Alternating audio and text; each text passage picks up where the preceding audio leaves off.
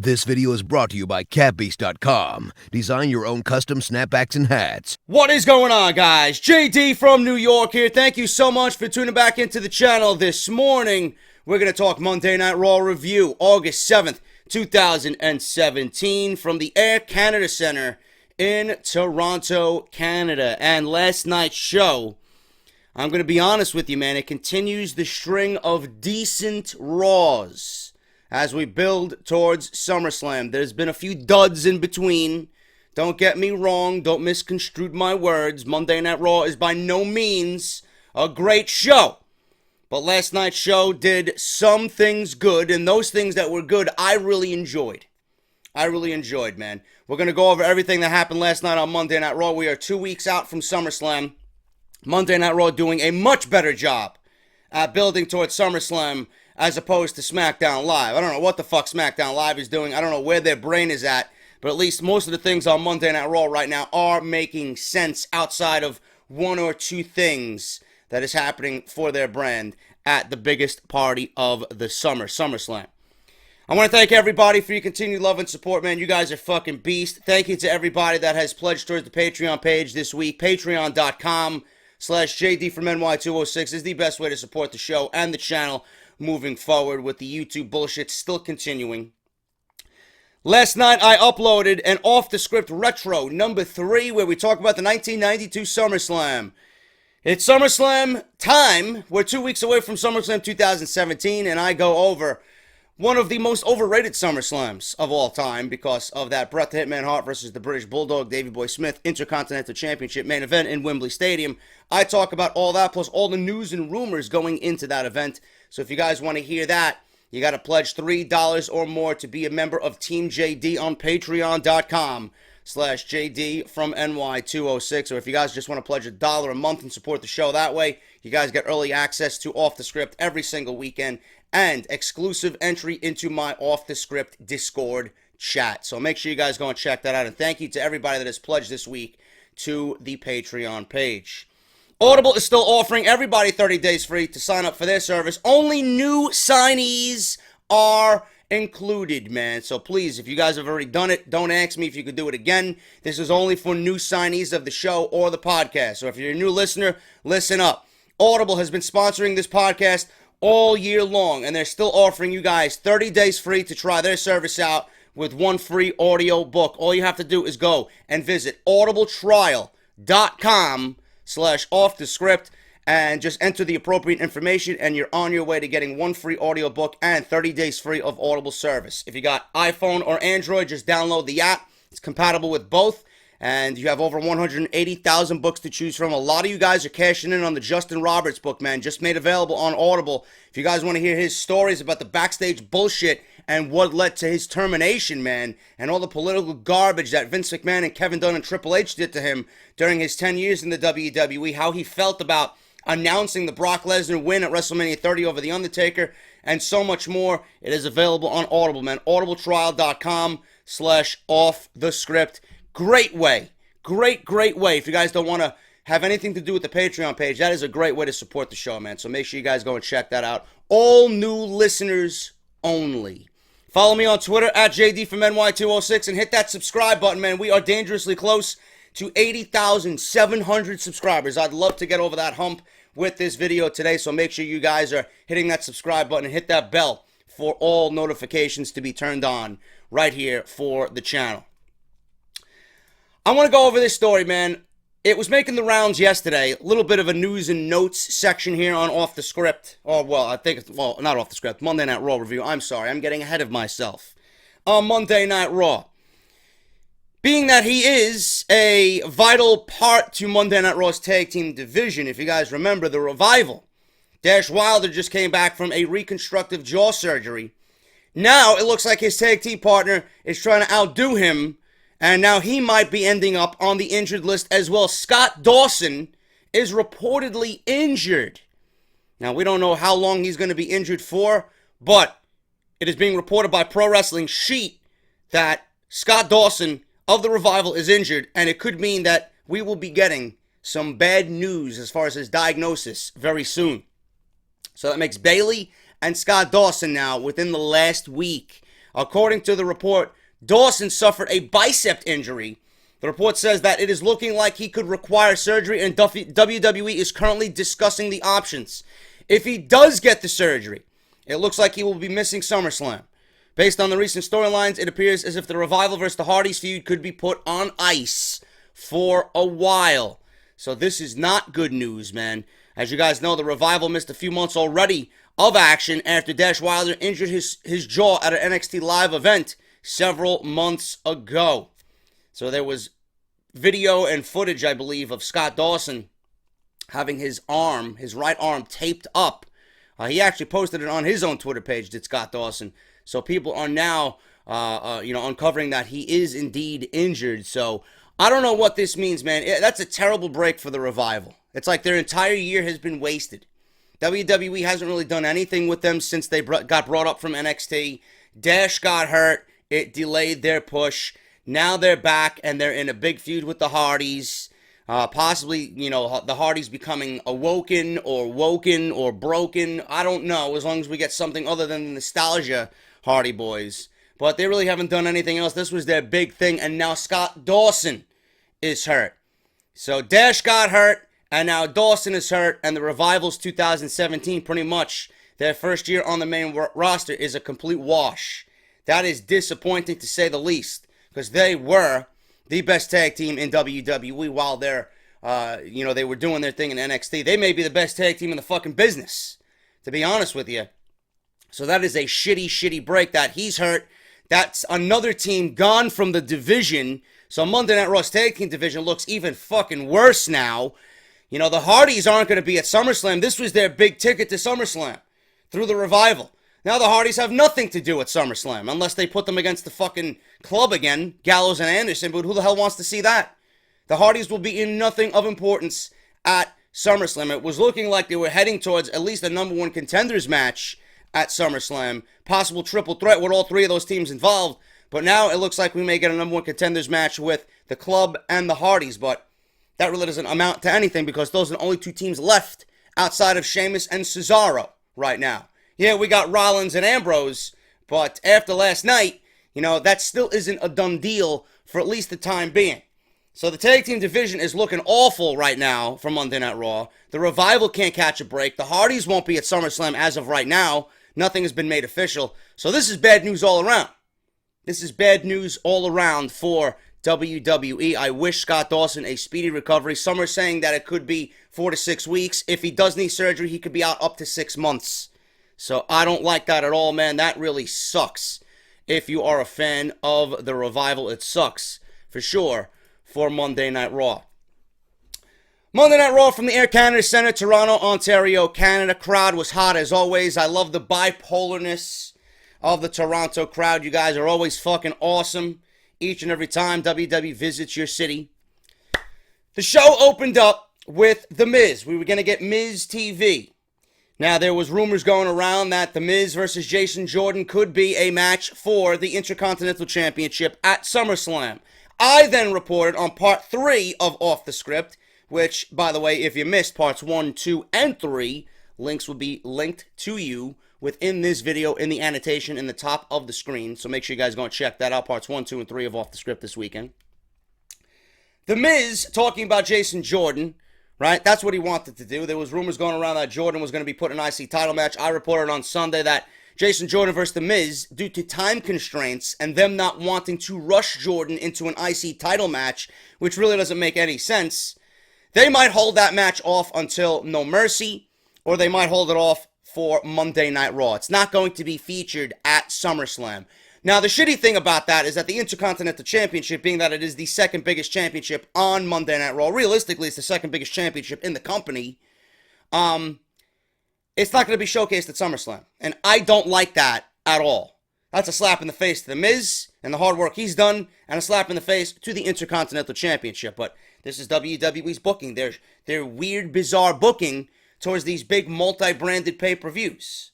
I don't really understand it, but I'm not going to complain about it because I would rather see this feud blossom into something decent that I enjoy instead of rushing Jason Jordan into an IC title match just to get both of those guys on the show and get the Intercontinental title on the show. I've been saying it. I don't give a shit who you are. The WWE hasn't really done anything with the IC title anyway, so it's not like I'm going to be fucking hugely disappointed if it's not on the show. Now, the old school headed me wants to see the IC title defended, but you got to look back at how WWE's booked both of these guys and the IC title. It doesn't make sense if you just put him in an IC title match. Jordan has done nothing to guarantee himself a title shot. So there should be no bitching and moaning from anybody. I'd rather see the feud blossom and grow into something. I would rather see him go through all members of the Miztourage and then get to the Miz in a traditional way. And then earn himself a title shot. So I'm not gonna really care if they're on the show or not. I don't care. In fact, I hope that they're not. So the Miz TV segment was supposed to be about Miz and Jason Jordan. Kurt Angle comes out, says that you're not going to get Jason Jordan. My son is busy and getting ready for a match later on in the show. But I am going to give you a guest for Miz TV, and he's quite the guest. The Universal Champion, Brock Lesnar. Crowd went fucking crazy. Brock Lesnar comes out with Paul Heyman for Miz TV. So they're both standing in the ring. Miz, in typical fucking Miz fashion, great heel-like fashion from the Miz, cuts Paul Heyman off and says that this is his show. So the Miz is going to do the talking, and then when he is allowed to talk, Heyman and Lesnar, they will get their chance to speak. But this is his show. Miz talks about how it's almost a guarantee that Lesnar's losing the title because all three challengers are going to gang up on Lesnar. And remember, if Brock loses, he's gone for good. Miz says that if he's a betting man, any one of those guys in that match, Samoa Joe, Roman Reigns, or Braun Strowman, he is going with either one of those men to leave as the WWE Universal Champion. So Heyman, in typical Heyman fashion, gets straight to the point.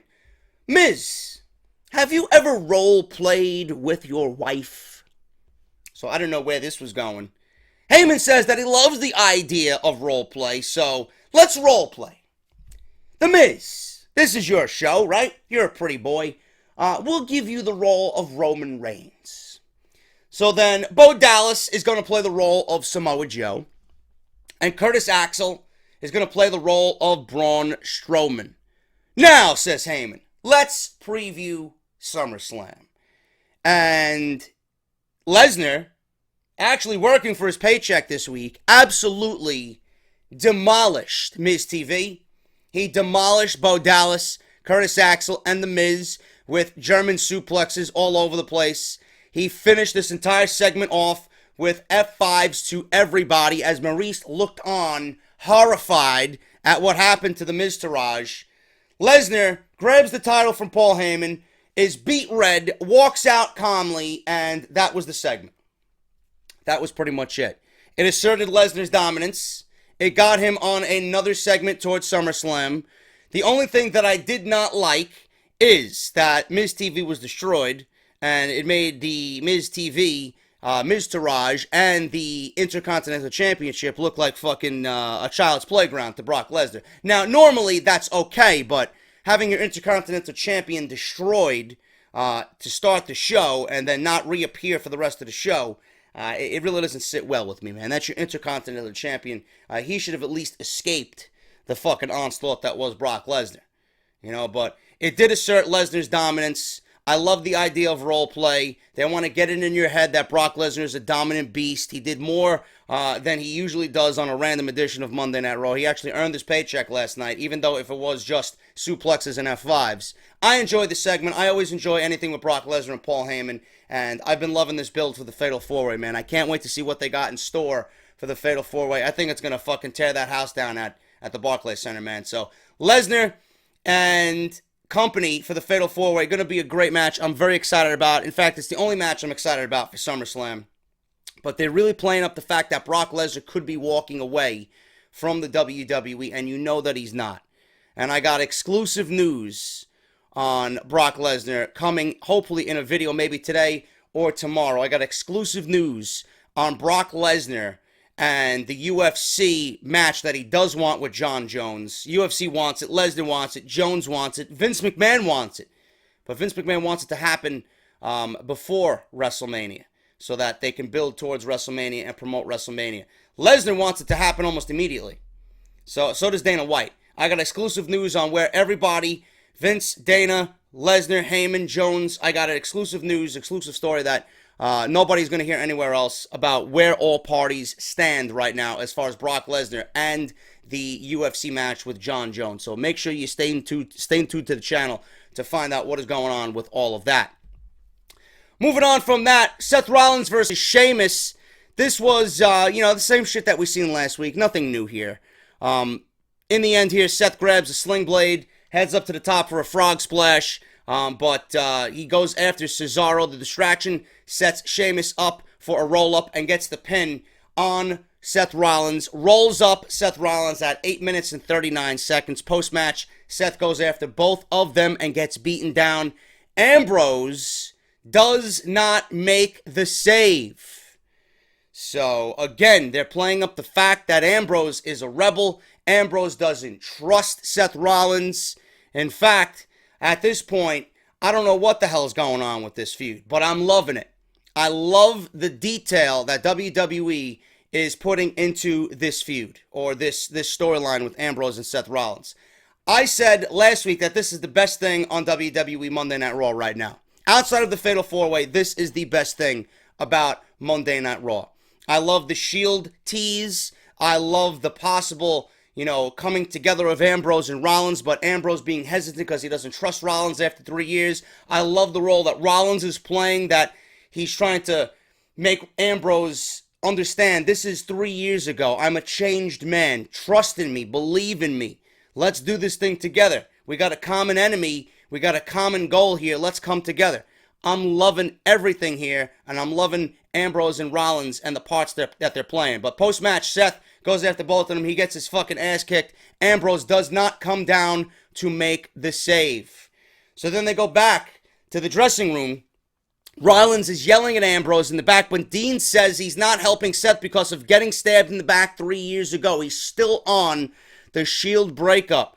Dean will face Cesaro alone, as always, he says, tonight. He doesn't want Rollins' help. He doesn't need Rollins' help. He's going to do everything that he needs to do, as he's always done it, alone. So that's where Ambrose is coming from. I'm loving it, man. I think it's great. I think it's great. Jason Jordan was supposed to wrestle Curtis Axel, one third of the Miztourage. But Axel is too banged up. The doctors will not clear Curtis Axel because he was suplexed and F5 into oblivion by Brock Lesnar. Angle isn't happy. So he's walking around concerned that his son doesn't have an opponent for Monday Night Raw. So he sees this random jobber just standing in the back. Jean-Pierre Goule. Some random guy just standing in the back. He's like, hey, you want a match tonight? He's like, you want to get to the ring and go wrestle Jason Jordan? The guy's like, yes, or I think he said something in French, whatever. So he comes out. Jean-Pierre Goule comes out to no theme music. Jason Jordan does come out, and the fans could not give one single fuck about Jason Jordan. In fact, they booed Jason Jordan. Now, I don't know if that's just the Toronto crowd. I don't know if that's just the reaction that Jason Jordan is getting with every crowd that he sees and steps in front of, but last night's crowd did not do Jason Jordan any favors whatsoever, man. At all. I don't know what WWE is going to do, but as of right now, the Jason Jordan, Kurt Angle, illegitimate son experiment is a fucking failure. It is a failure. When you have a supreme athlete in Jason Jordan who is revealed as Kurt Angle's son, and you put him against Jean-Pierre Goule, and the crowd starts chanting in unison very loudly, "Let's go Jobber," and starts booing Kurt Angle's son, at that point, I look at Vince McMahon and I'm like, Vince, this is a failure. And then you'll probably have Kevin Dunn in the background. Maybe they just don't like that Toronto oak wood. Not good, man. It is not good at all. Jordan destroyed Goule. He brought the straps down. Jordan hits the shoulder charge in the corner. Belly to back neck breaker. Gives him a pin in 1 minute and 21 seconds. Let's go Jobber. No good. Jason Jordan destroys Jean-Pierre Goule. I don't know where they're going with this storyline, but Toronto didn't do Jason Jordan any favors whatsoever. Bayley Bayley, Bayley, Bayley. All you fucking goons on Twitter.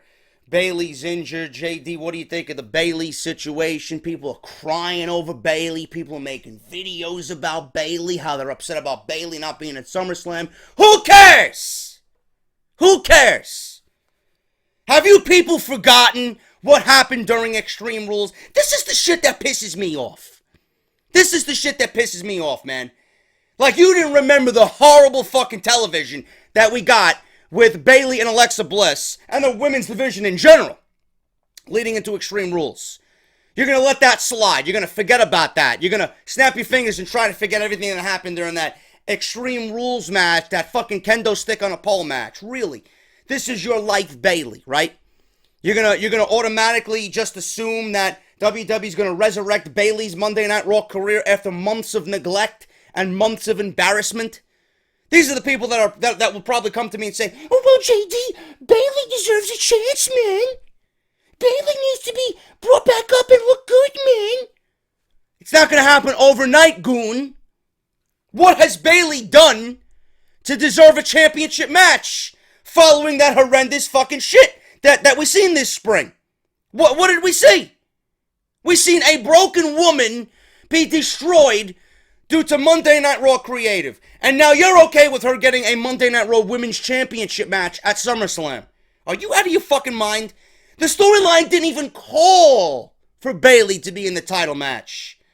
All signs and all arrows point to Sasha Banks. I don't know why WWE ever strayed from that. It's as if somebody hates Sasha Banks on Monday Night Raw.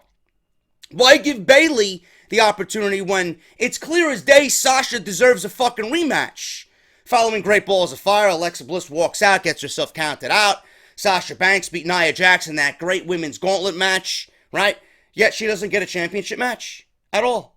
What the fuck's going on?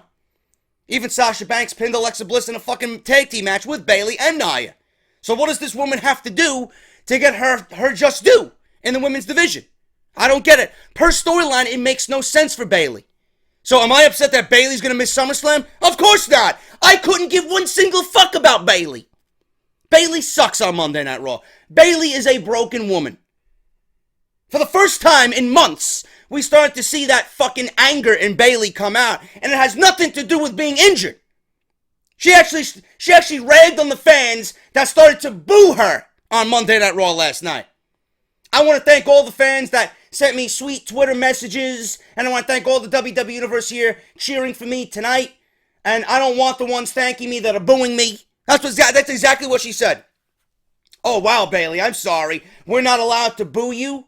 We're not allowed to boo Bayley. Bayley has absolutely no charisma. She has no fucking personality. She comes out every fucking week as a broken woman.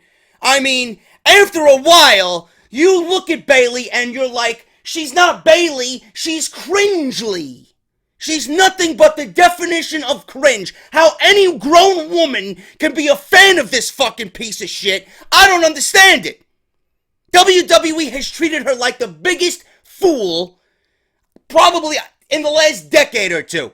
She looks like a complete buffoon. And I'm sorry to say that. She looks like a fucking idiot. Bayley on NXT was exactly what she needed to be. She was that girl next door. She didn't sound like that. She had bass and excitement and fucking success in her voice. She loved the audience. She loved where she worked. Now look at her. She's a fucking broken woman. She's a broken female. And you know what? I might be a little bit too hard on Bayley. I don't think it's her fault. It's Monday Night Raw Creative. Look at what they've done. And then everybody and Raw Creative, right? They expect Bayley to be resurrected overnight. At one point, I thought this entire injury thing was a fucking bogus piece of shit. And I thought they were going to use this to build sympathy on Bayley as she goes into her title match with Alexa Bliss. Oh, she's got an arm injury. Can she win the title and beat Alexa with an arm injury? The simplest method to try and get babyface reactions to Bayley and resurrect Bayley after the bullshit that we've seen. No, this is a legit injury. In fact, people should start looking at this injury as maybe a blessing in disguise. Get her off television. Because the more that I see her, the more I want to put her on a t-shirt. Get off my TV. You know? There's new Get Off My TV members brewing up here, man. Bayley is one of them. Enzo's another. Guy's awful. But Bayley in no way deserves a championship match. So her being injured is this to WWE because they didn't go with the right choice in Sasha Banks. Now, to figure out who a new number one contender is, well, I mean, I would have just given it to Sasha Banks, right? I would have just given it to Sasha Banks. And then I would have Sasha Banks go through a couple of real opponents, and Emma. Or I would have her go up against a Mickie James on Monday Night Raw as we get to SummerSlam. Just to show Alexa that, listen, I just beat two of the best females on the roster. Now I'm ready for you, bitch. Now I'm ready for you.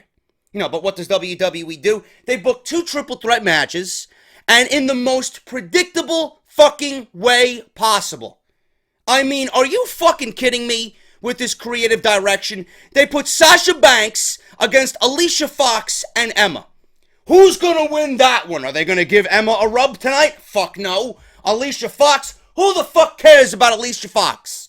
So they put Sasha Banks in a goddamn overly predictable triple threat match. Like nobody knew Sasha Banks was gonna win that one. The other triple threat match, they put Nia Jax against fucking Mickie James, who we haven't seen in like 6 fucking weeks, and Dana Brooke. She can't wrestle herself out of a fucking paper bag, Dana Brooke. What do you think the fucking match is going to be to determine the number one contender for the Women's Championship at SummerSlam? You just couldn't announce that for next week? You had to waste our time with 2 triple threat matches? You couldn't give us Sasha versus Nia next week. And even that I have a fucking problem with, because we've seen it already. How many times? Come on, man. Be creative with the women. At least make it unpredictable. I don't understand why WWE wasted our time with this fucking women's bullshit, man. Instead of giving us 2 triple threat matches that were overly fucking predictable, here's an idea, WWE. Why don't you actually go outside the envelope and give us something unpredictable? If you wanted this to lead to Sasha versus Nia, why don't you just book that match for next week on Monday Night Raw anyway? And I have a fucking problem with that because we've seen that already about 7 times. I don't want to see it anymore. I don't want to see it anymore, man. Instead of giving us 2 predictable triple threat matches that wasted our fucking time, you should have booked them in a way that made it unpredictable. I would have put Sasha and Nia in the same triple threat match. At that point, at least it would have been unpredictable. You got Nia and you got Sasha. Both of these women could win this triple threat match. And then obviously in the end, Sasha Banks would get the win. And then Sasha would be one of the females challenging for the number one contendership to go to SummerSlam. In the other match, I would have put Emma, Alicia Fox, and maybe Mickie James. At that point, you give a new female a chance to shine. Being that none of those women have had any opportunity on Monday Night Raw. Mickie James is the fucking poster woman for a missing ad on a milk carton. Alicia Fox, decent at what she does, but she could be there as a nice little middle woman to get involved. And Emma is great and highly, highly, highly underutilized. And she may be the most attractive female on the fucking roster, if you ask me. Just go look at her Instagram. But Emma could have been the one to get a rub. Give Emma a chance. The hashtag's going, right? Why couldn't we get an Emma versus a Sasha next week on Monday Night Raw? That would have been a great match. Or why couldn't we get a Sasha versus a Mickie next week? Why do we have to get the predictable Nia versus Sasha Banks? You know what the Raw Women's Division looks like to me? If your name is not Alexa, Sasha, Nia, or Bayley, go fuck yourself. All other women are not getting a fucking chance. Emma is not getting a chance, and it pisses me the fuck off. If you seen her wrestle last night, you seen the intensity in Emma, and you seen how much she wants to succeed. She worked her ass off in that match last night. She did. And it's not right. It's not right that we had to sit through 2 triple threat matches, and it's not right that WWE made this overly predictable. This was bullshit. Absolutely bullshit. Bank statement to Emma, 3 minutes and 48 seconds, barely worth any of our time. Less than 4 minutes for a triple threat match. Give me a break.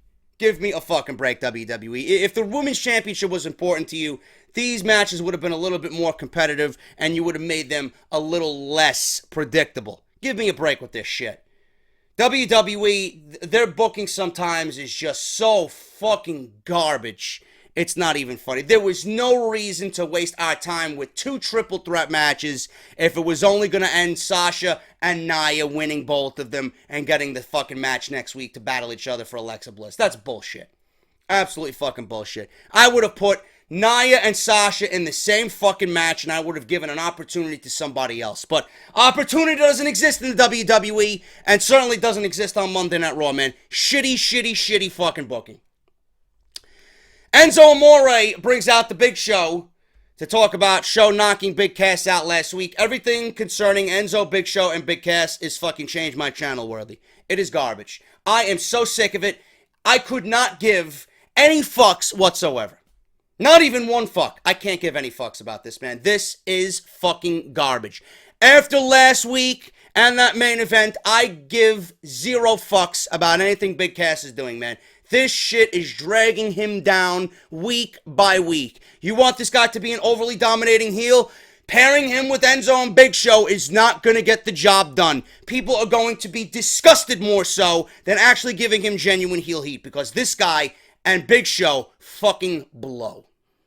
Enzo and Big Show blow. You need to move Cass away from these guys and fast. In fact, I'm going to say it again, and I'm not going to stop saying it because Big Cass is not going to get the reaction that WWE is expecting. I would have never broken up Big Cass and Enzo. In fact, all this bullshit that Enzo is going through right now with his backstage heat, that's probably the reason why they broke him away from Big Cass. If Enzo wants to look in the mirror and realize that his WWE career isn't the way he expected it to be, it's because of his own doing. It's because of his own bullshit in the back. He isn't adhering to the WWE ways. He's not being politically correct in the WWE. So he could be the one that broke up Big Cass and Enzo, and now they're a team no more because of his fucking wrongdoing. And that sucks. In fact, I'd get these guys back together ASAP. Big Cass clearly is going to show you week by week. I'm telling you this right now. He's going to show you week by week, if he has not done so already, that he does not belong in a ring in a singles role. The guy is fucking boring. He is boring by himself. At least with Enzo, that boringness was concealed, and they both complemented each other. Enzo can't wrestle for shit, but he's got a loud mouth and he can talk. Big Cass is a big guy. He's always that perfect man to get the hot tag and just fucking change that tag team match around and give his team a chance to win. They were a perfect tag team. They were a perfect tag team in modern WWE. Why they broke them up, I don't know. But they're talking about Big Show knocking Big Cass out last week. Q Anderson and Gallows, they come out. Don't know why these guys are out here. Another segment just wasting our fucking time. Gallows, of all people, to say Enzo and Show haven't won a thing. Of all people, Gallows and Anderson telling Enzo and Big Show that they haven't won a thing. Maybe you should look yourself in the mirror, Mr. Doc Gallows. What have you done with Carl Anderson and WWE? You've been treated like yesterday's fucking garbage. So whoever scripted that line for those guys clearly doesn't realize what has been going on with both Gallows and Anderson. How about a match? How about no? How about no? I'd rather see fucking Jean-Pierre Goule in the ring than these fucking goons. Anderson and Gallows having a chance to beat up 2 more nerds. Slowly enjoying that little line. Enzo says they look like Dr. Evil and Mini-Me, so the match is on. Ha ha ha ha. I'm not laughing, Enzo. It's not funny. Anderson and Gallows versus Enzo Amore and Big Show. Anderson and Gallows beat Enzo and Big Show. Big boot to Amore because of a distraction from Big Cass, who comes down, distracts the Big Show. Gallows kicked Big Show off the ring apron. So then we had Enzo trying to win the match for himself. He gets a big boot from Carl Anderson. And that was it. That was it. Slow and painful it was. My God. I don't want to see these guys in the ring anymore. I'm talking about Enzo and Big Show. Awful. So after that horrific tag team match, we go from the tag team match to Finn Balor walking out to his music, does his whole entrance, gets in the ring, says hello to Toronto. He pointed out that the crowd is Balor Club. Fans started to chant, "Too sweet." He asked the fans if they wanted to see him kick Bray Wyatt's teeth down his throat. He says it's too bad because Bray likes to talk in riddles. I have to be honest, says Balor. He gives me the creeps. You know what gives me the creeps? Big Show, Enzo, Bayley. Those people give me the creeps, not Bray Wyatt. The only thing about Bray Wyatt that gives me the creeps is his fucking horrendous booking. He said, he strikes me as the type of person who cares less about winning and losing and more about hurting people or having people fear him. That's the same with Monday Night Raw. Monday Night Raw wants people to fear it. Seriously. I fear Monday Night Raw every fucking week. He said, if he's learned one thing in life, when fear comes knocking, you stand up and kick fear in the face. He says he has advice for Bray. He said next time he comes at him, he better not miss. He said whatever he wants to start, he will finish it. Lights go out. Lights come back on. Bray's in the middle of the ring. And a cool visual, man. 2 cool visuals here. If you guys noticed last night. Balor was like waiting for Bray Wyatt to come into the ring. He was sitting on the top rope with his leather jacket. Collar popped. Bray Wyatt's in the ring laughing. And he's pointing at Balor sitting on the top rope.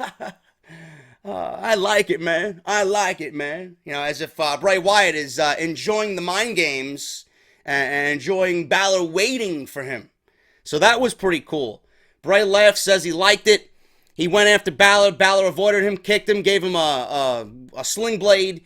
He went for a missile drop kick. And then the lights go out again, and the lights come back on.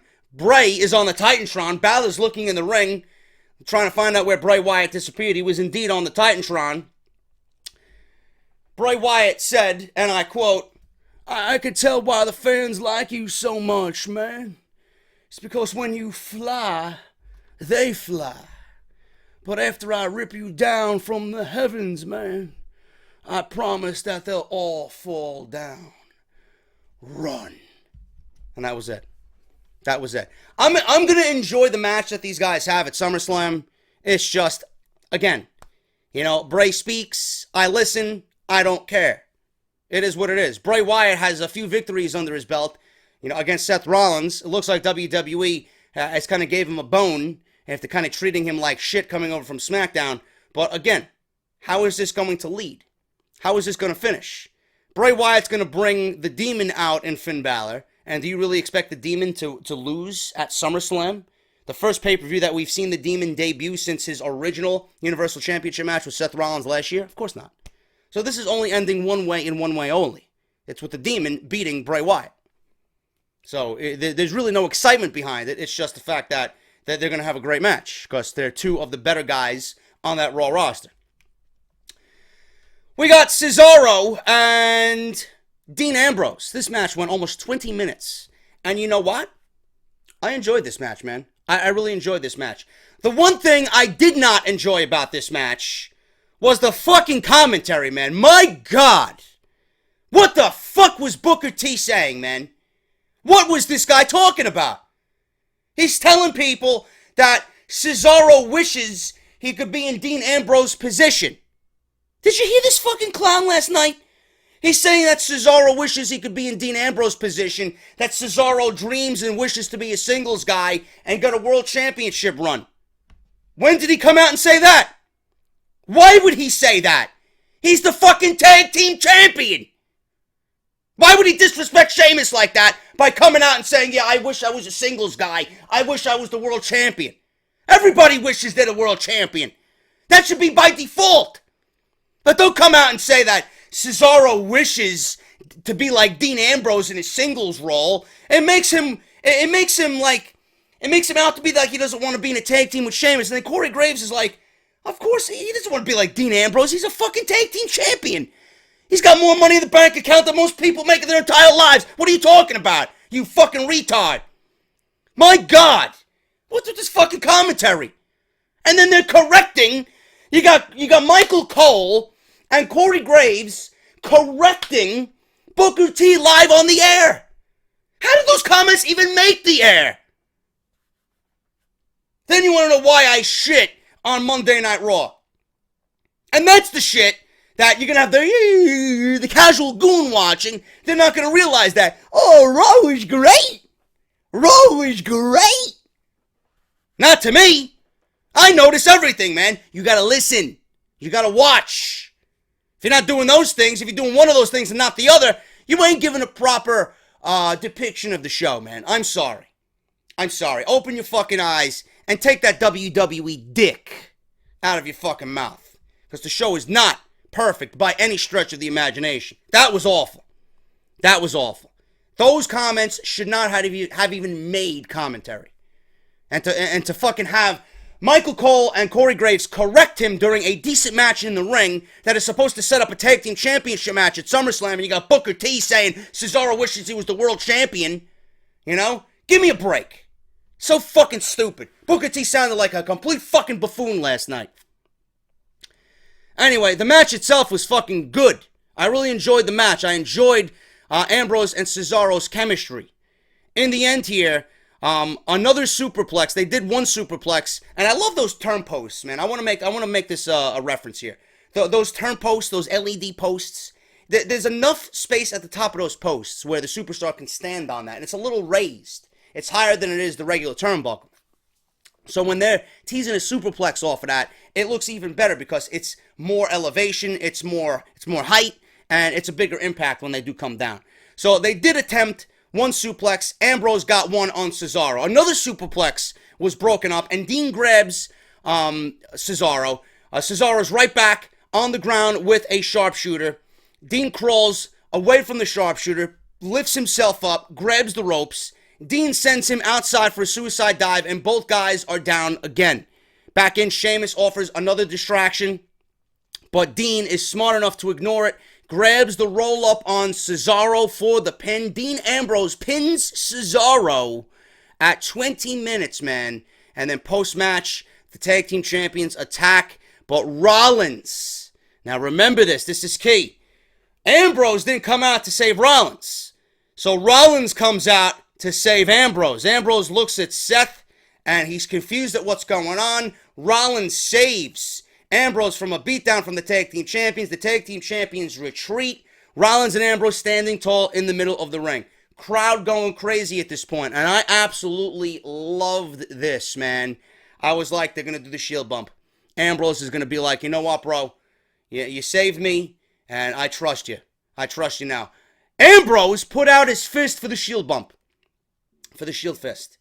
Rollins looking at him. Looking at the crowd. Crowd going fucking crazy. The crowd wanted it so bad you could fucking taste it. You could taste it if you were there. You could taste it if you're watching it at home, man. Crowd fucking erupting in yes chants. Rollins walks away. Rollins walks away, shakes his head, and doesn't offer his fist towards Ambrose's for the shield fist bump. And Rollins walks away, man. I don't know what the fuck they're doing. They're probably prolonging this till SummerSlam. They're probably saving that moment for SummerSlam. I hope this does. The one thing I hope here is that this doesn't turn Rollins into a heel. I hope not. Now, I don't think it's going to go that route because they need a tag team championship match. And the only thing that makes sense right now with what we've been seeing on Monday Night Raw is Ambrose and Rollins against Sheamus and Cesaro. So, if anything, they're going to save the shield bump from when they win the tag team championships from Sheamus and Cesaro. That's the only thing that I could offer up to you guys. But I love the fact that people are into this, man. I love the fact that Ambrose didn't come out and help Rollins before. I love the fact that Rollins came out and helped Ambrose as a way to say, you know what, you say you don't trust me. Here I am, saving you. If I didn't care about you, if I didn't want to help you, I would have left you just like you left me. You know? And we have nothing to do with one another. But I came out here and helped you. I love everything that's going on, man. I think WWE is playing this out perfectly. It's going from week to week very, very nicely. And the payoff, this is when payoffs will be good, man. WWE teases you with a payoff, and they don't give it to you. And then the build has been good, and you can't wait to see what happens next week. I feel all those emotions with this feud, man. This is the best thing. The Ambrose-Rollins dynamic here is the best thing outside of the Universal Championship on Monday Night Raw. Easily. I'm loving where this goes, and I honestly cannot wait to see where they go with this. I'm hoping that we get that shield fist bump at SummerSlam, man. That's going to be a very nice moment in the Barclays Center at SummerSlam when they win the Raw Tag Team Championships. Akira Tozawa defeated Ariya Daivari to become the number one contender for the Cruiserweight title. Titus International celebrates. It's looking like he's got a fucking international jobber squad. I mean, seriously, is this a stable in WWE? Akira Tozawa, Titus O'Neil, Apollo Crews, and now you're gonna fucking get Dana Brooke? Dana Brooke? In Titus Catering? Titus Catering Worldwide? What a fucking mess that stable is. Holy shit. Yeah, let's put all the fucking most talentless fucks in one stable. And Akira Tozawa doesn't belong in there, man. He's too good for that. Neville comes in and says Tozawa might not be getting a title shot. And Neville, the way he came off here, it's as if he was very sarcastic and very calculated in his attack, man. I love Neville's promos. That's the one thing about the Cruiserweights I do like. I love when Neville speaks, man. He's just so fucking dick-like. It's great. It's great. If you guys want to hear my thoughts on the Cruiserweight Championship and the 205 Live and how I'd fix the Cruiserweight division, go listen to part 1 of Off the Script, man. I go into detail about how I'd fix the Cruiserweight division and get rid of 205 Live. This is a waste of my fucking time. Akira Tozawa beat Arya Daivari. Top rope backsplash. It is what it is. Who cares? Fucking get off my TV. Nia Jax versus Mickie James versus Dana Brooke. Triple threat match. You know, it is what it is, man. I went over this. I'm not going to go over it again. WWE fucked up the booking for these 2 triple threat matches. They made it too overly predictable. Nia Jax wins in dominating fashion. She fucking tosses Mickie James around like a rag doll. She leg drops Dana Brooke. Dana Brooke is a fucking mess. Her pants were falling down. Her black thong was showing.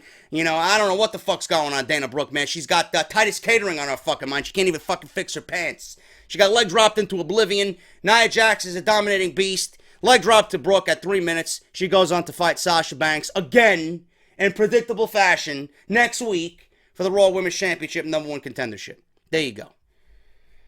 Roman Reigns. Roman Reigns is out in the back, and he is being interviewed by Renee Young.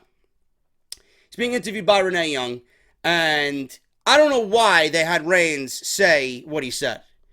Reigns says that he doesn't watch Miz TV. Why would you have someone say that? I mean, number one, the Universal Champion was on Miz TV as a guest, and you're not watching Miz TV?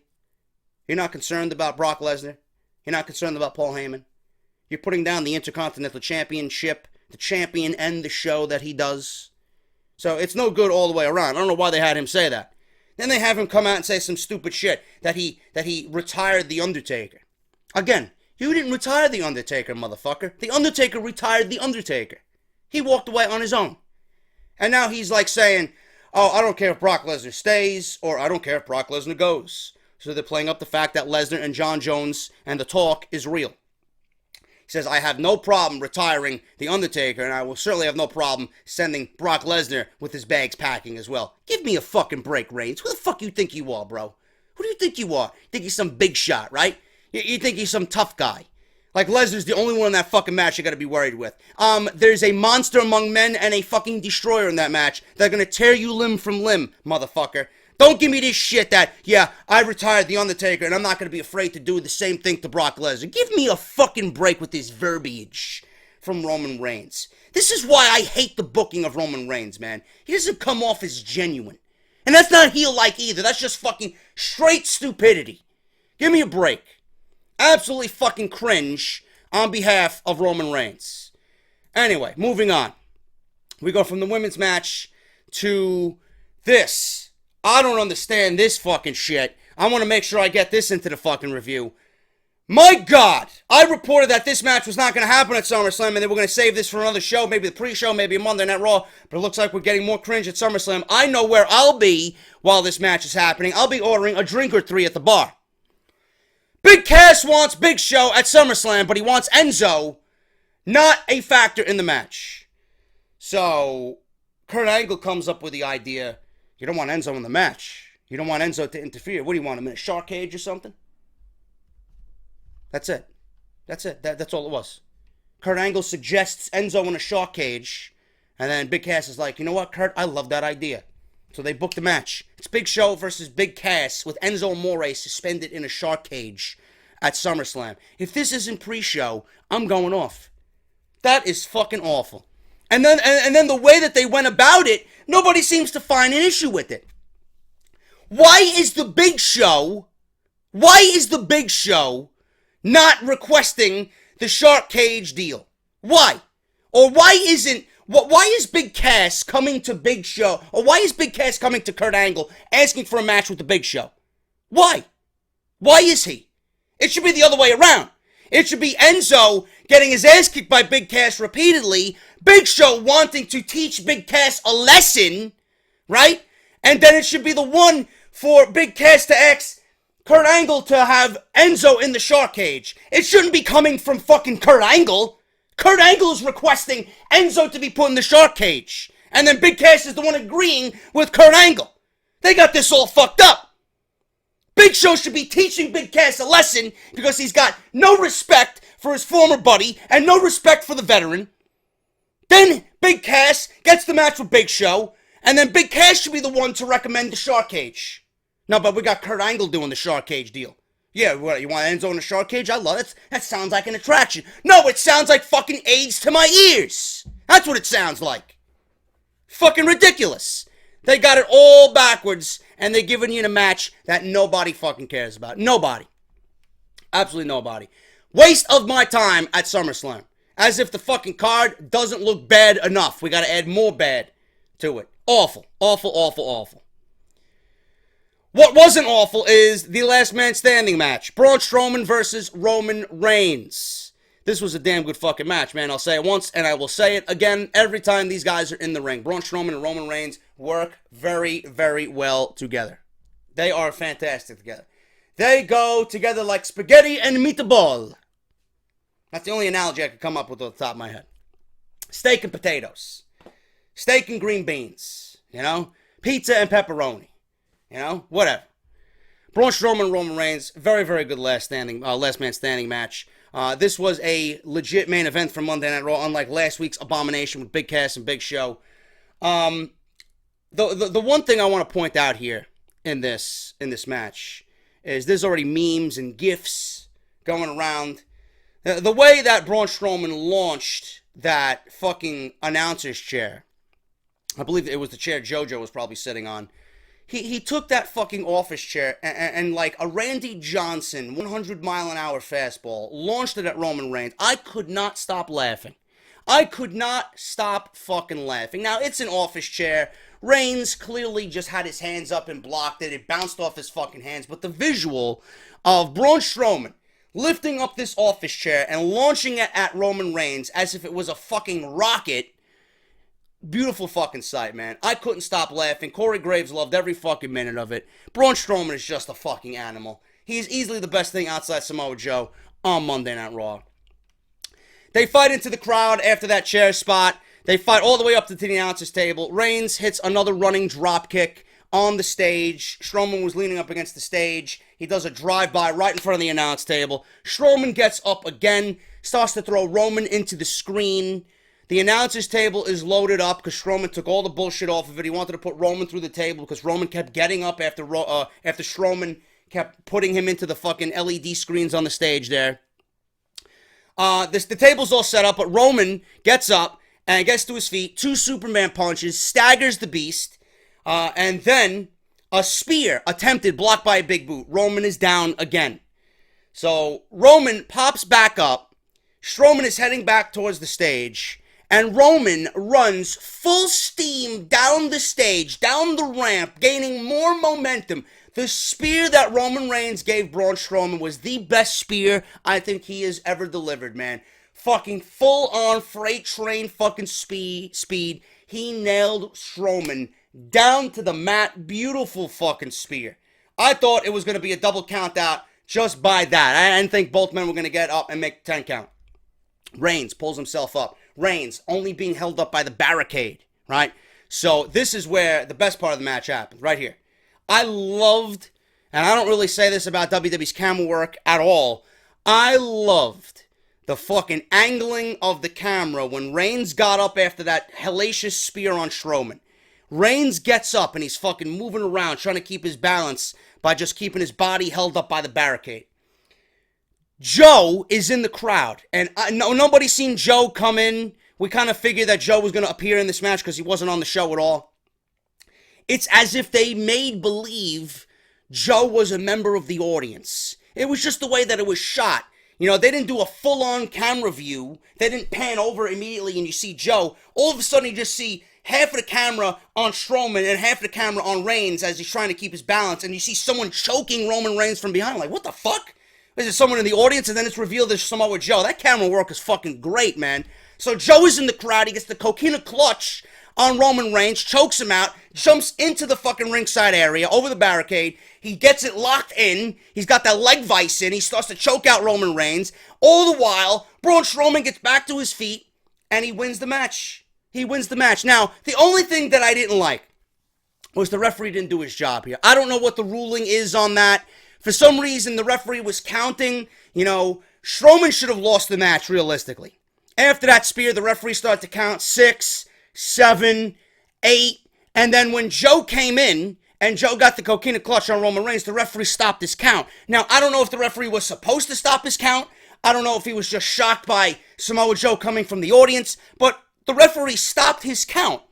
Roman Reigns should have easily won the match, but then again, it probably wouldn't matter anyway because Roman Reigns was down on the floor anyway, being choked out by the coquina clutch, so it really doesn't matter. I just wanted to point that out to you. Crowd start to chant, "Thank you, Joe, thank you, Joe." And the best thing about this match, outside the Joe interference and the spear and that office chair launch right into Roman Reigns' face, I don't know if you guys seen it in the crowd. There was a guy wearing "Roman sucks" on his t-shirt, and he was holding up a blue sign with a fucking huge trash pail on it. That is the best fucking sign I've seen all year, man. He was pointing to Roman Reigns and then holding up the sign. Absolutely brilliant by that man.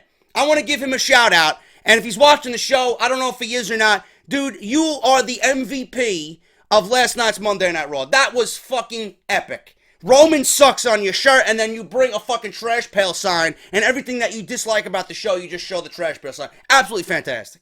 Absolutely, I gotta give you a fucking round of applause for that one, man. Absolutely brilliant fucking thought process there by bringing a trash pail sign to Monday Night Raw while wearing a Roman sucks t-shirt. Love it. Absolutely love it, man. That's what I like to see. That's what I like to see. Big thank you, Joe. Chance, start up. Strowman gets up at the 9 count for the win. Very, very, very good last man standing match. Very main event worthy for Monday Night Raw. And that concludes the show. It was a good show, but obviously there are things here that just don't make sense. WWE needs to do a better job at just making sense of things. They make things overly predictable. They just are lackadaisical on some things, and then some things that they do good. The Rollins-Ambrose storyline is good. The last man standing match was good. You know, the Dean Ambrose-Cesaro match was good. I'm loving everything with the tag team championships right now. Even if it's just those two teams. I'm loving the storylines going into that. The triple threat matches that we got with the women could have been a little bit more unpredictable, man. Mix it up. Give me a way to watch the show and think, you know what, it could go either way. Don't give me an overly predictable Sasha Banks win and then an overly predictable Nia Jax win, and then we're just going to get the same result that we automatically expected anyway before these matches were even announced. You know, Jason Jordan not getting the reaction that he's getting or should be getting. So they're doing some things right on Monday Night Raw. They're doing some things, again, illogically on Monday Night Raw, which is the norm here. But overall, Raw has been better than SmackDown. Overall, this summer, Raw has been better than SmackDown. Not by much, because both are still awful, but Raw has been the better show over SmackDown. SmackDown had the edge last week because they had 2 main event caliber matches, one start the show and one end the show, right? So last week SmackDown won just based on how they booked the show. We'll see what happens tonight with SmackDown.